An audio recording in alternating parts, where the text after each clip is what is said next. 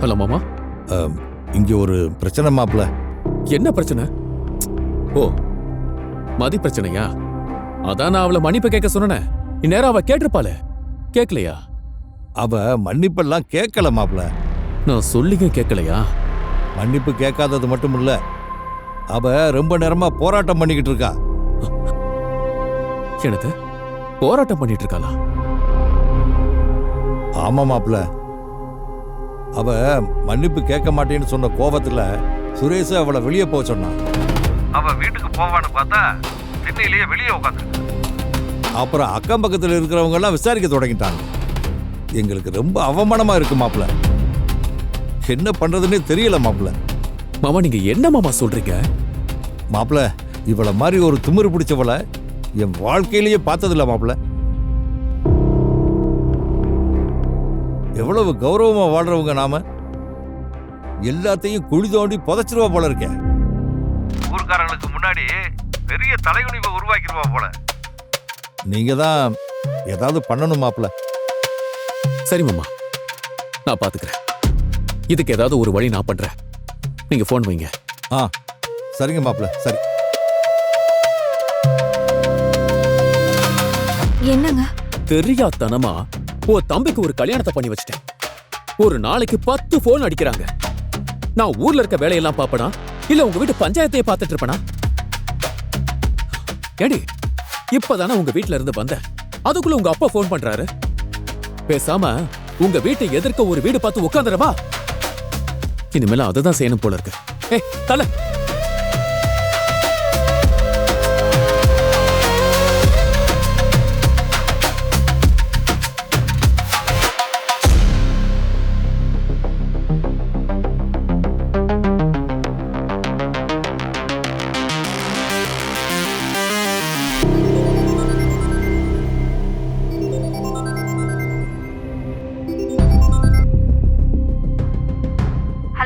Hello அம்மா, அங்க என்னம்மா பிரச்சனை? மாப்பிள்ள எதுவும் உன்கிட்ட சொல்லலையா? இல்லையே. உன் தம்பி ஒருத்திய கட்டிக்கிட்டு வந்திருக்கானே, படாத பாடுபடுத்துறாடி எங்களை. என்ன ரொம்ப மரியாதை குறைவா நடத்தினா. எனக்கு நெஞ்சு வலி வர அளவுக்கு பேசினா. ஏன் இப்படி எல்லாம் பண்றேன்னு கேட்ட சுரேஷை எடுத்தறிஞ்சு பேசுறா. அவங்க அப்பா அம்மாவை வர வச்சோம், அவங்க பேச்சையும் மதிக்கலடி. அதுக்கப்புறம் மாப்பிள்ள தான் வந்து மன்னிப்பு கேட்டு எப்படியாவது பிரச்சனையை முடிச்சு வைன்னு சொன்னாரு. மாப்பிள்ள பேச்சையும் இவ கேக்கலடி. இதுக்கு மேலயும் நீ இங்க இருக்க வேண்டான்னு சுரேஷ் சொல்லிட்டான். வீட்டுக்கு வெளியில போய் திண்ணையில உட்காந்துக்கிட்டு இருக்கா. அவ வீட்டுக்கும் போக மாட்டாளாம், மன்னிப்பு கேட்டு உள்ளயும் வரமாட்டாளாம். அக்கம் பக்கத்துல எல்லாரும் சிரிக்கிறாங்கடி. ஷோ, எனக்கு அப்படியே செத்து போயிடலாமான்னு இருக்கு. மன்னிப்பெல்லாம் ஒரு ஓரமா இருக்கட்டும்னு அவளை உள்ள கூப்பிட வேண்டியதானே? இப்பவே திமிர் பிடிச்சு ஆடுறா. இனி மன்னிப்பு கேட்க வேண்டான்னு சொன்னா அவ்வளவுதான். சலகை கட்டிக்கிட்டு எல்லாம் ஆடுவா.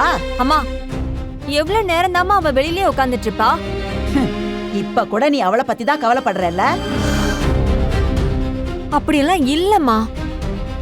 மாப்பிள்ளை என்னமோ பண்றேன்னு சொல்லியிருக்காரு. இந்த பிரச்சனைய அவரு பாத்துக்கட்டும். நீ போன வை. அம்மா,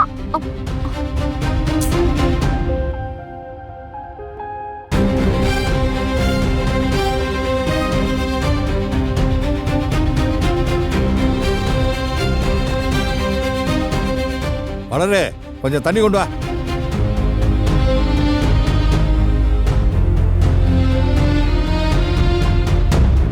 இந்தாங்கப்பா. ஏன் மலர் எங்க? அவ வெளியே இருக்கா. வெளியில இருக்காளா? அவ ஏன் வெளியில போனா? அப்பா, பக்கத்து வீட்டுக்காரங்க யாரும் தப்பா நினைச்சிட கூடாதுன்னு அவ மதி கூட போய் உட்காந்துருக்காப்பா. வீட்டு மானத்தை வாங்குறதுக்கு வெளியில போய் உட்காந்துருக்கா. அவ துணைக்கு மலரும் போய் உட்காந்துருக்காளா? மலரை உள்ள கூப்பிட்டு வர சொல்லு லட்சுமி. அப்பா, இருக்கட்டும்பா, அந்த பொண்ணு தனியா இருக்கு. அறிவில்லையான உனக்கு? அறிவில்லையான்னு கேக்குறேன். மலரை உள்ள வர.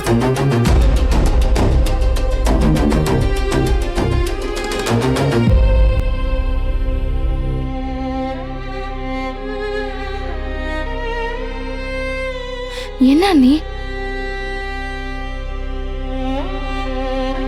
என்னாச்சு அண்ணி? என்னாச்சு? நீ உள்ள போ. அண்ணே என்னன்னு சொல்லுங்க. ஐயோ நீ முதல்ல உள்ள போ ஸ்ருதி. அண்ணே வாங்க போங்கறல்ல. வாங்க அண்ணே போ ஸ்ருதி போ.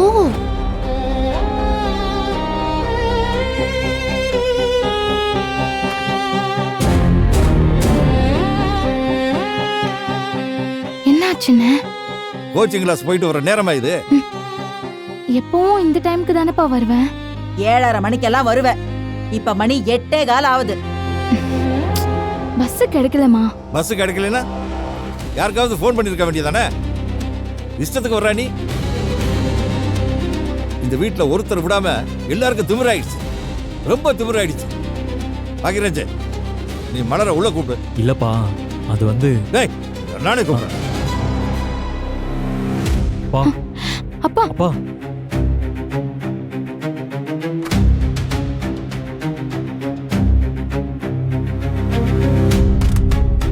மலரு, நீ உள்ள வா. இல்ல மாமா, நான் வந்து உள்ள வான்னு சொன்னேன். இல்ல நான் கொஞ்ச நேரம் இங்க. உள்ள வர போறியா இல்லையா? உன்னை எவ்வளவு கேவலமா பேசின அவ கூட போய் உட்கார்ந்திருக்க. அறிவுல உனக்கு? உள்ள வா, வான்னு சொல்றேன்.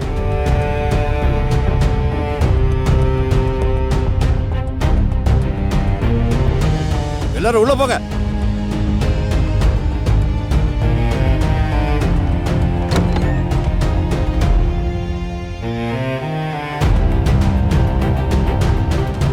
இதுக்கு என்னதாங்க முடிவு?